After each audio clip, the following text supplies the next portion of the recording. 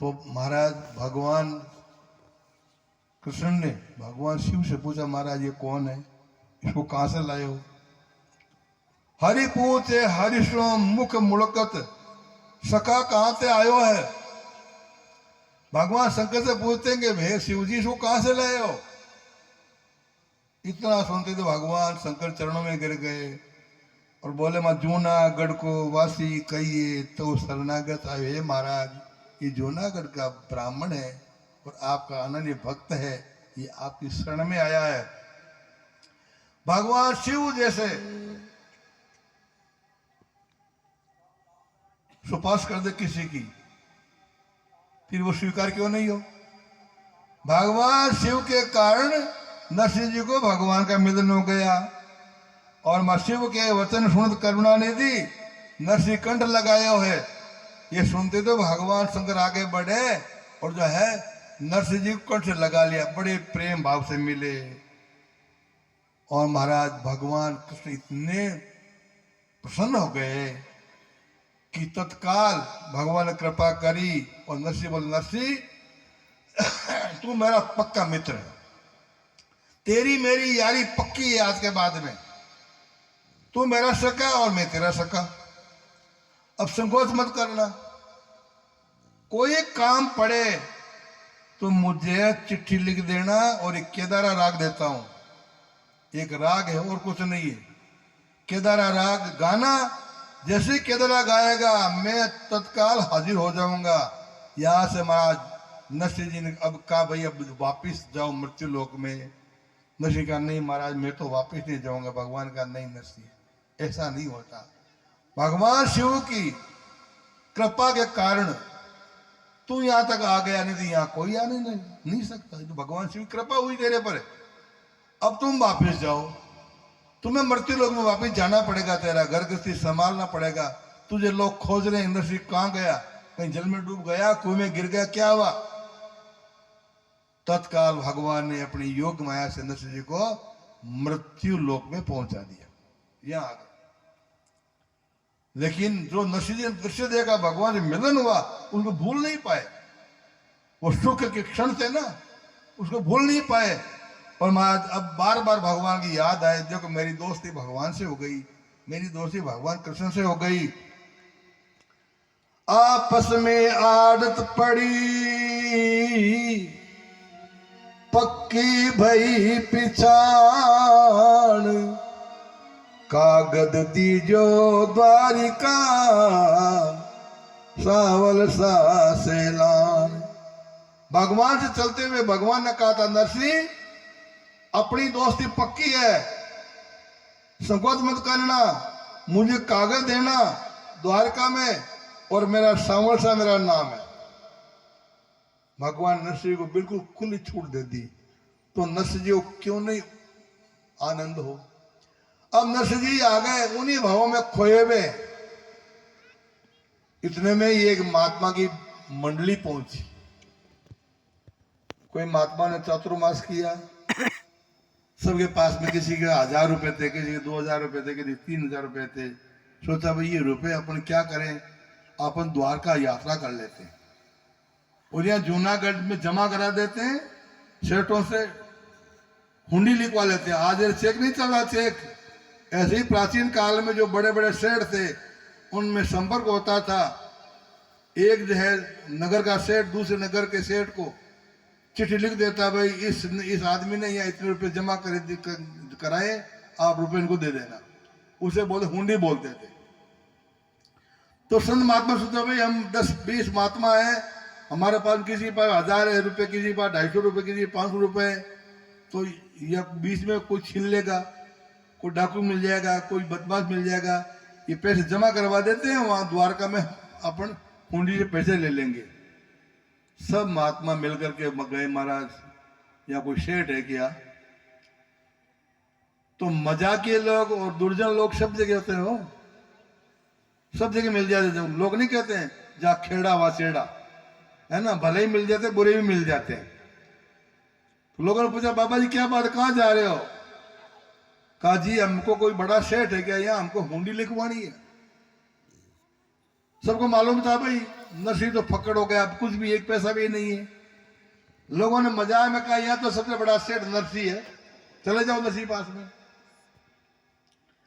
उन्होंने नरसिंह का नाम नरसिंह जी के पास पहुंच गए। महात्मा को, लो महाराज ये रुपया लो और वो हुंडी लिखो। नरसिंह जी बोले महाराज मेरी हुंडी चलती नहीं है।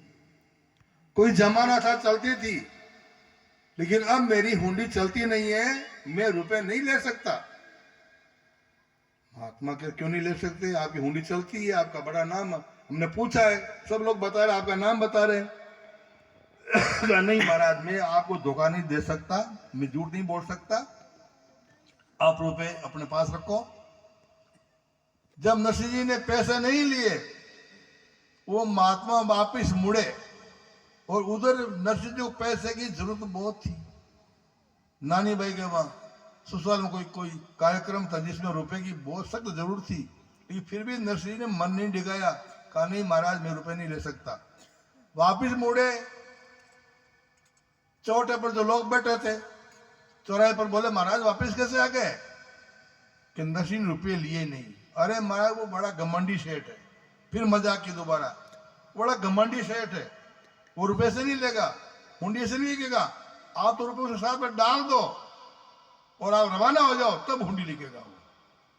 महात्मा तो अनजान थे, उन्होंने वही किया जो बताया, वो रुपए डाल दिए। महाराज लो सेठो हुंडी लिखो, ये मत लिखो, तुम जानो तुम्हारा काम, ये रुपए लो। रुपए फेंक करके और जब महात्मा रवाना होने लगे तब कहा नहीं महाराज देखो देखो मैं आप नहीं मानते, क्या कर दो मैं आज जो है आपको लिख देता हुंडी। नरसिंह जी ने हुंडी लिख दी, हुंडी लिख दी महाराज। और अब महात्मा ने हुंडी लेकर के और गए। नरसिंह जी के पैसे काम आ गए, बड़ी जरूरत थी, वो काम नरसिंह जी का हो गया। उधर महात्मा द्वारका पहुंचे, द्वारका में जाकर जगह जगह पूछे भाई सावल शाह कहाँ है, या तो कोई सावल शाह है ही नहीं। पूरे द्वारका में घूम गए, कहीं सावल शाह नाम का व्यक्ति मिला ही नहीं। अब महात्मा को वो सही ठिकाने रहे, वो बेचारा ठीक कह रहा था। नरसिंह कहता मेरी हुंडी नहीं चलती नहीं चलती, हमने जबरदस्ती की, अब हमारा ही इसमें उनका क्या अपराध है। नरसिंह का तो वो तो मना कर रहा था, हमने जबरन दे दिया और ठगाई हो गई हमारे साथ में। तो अब महाराज पैसे की चोट ऐसी होती है कि मत पूछो बात।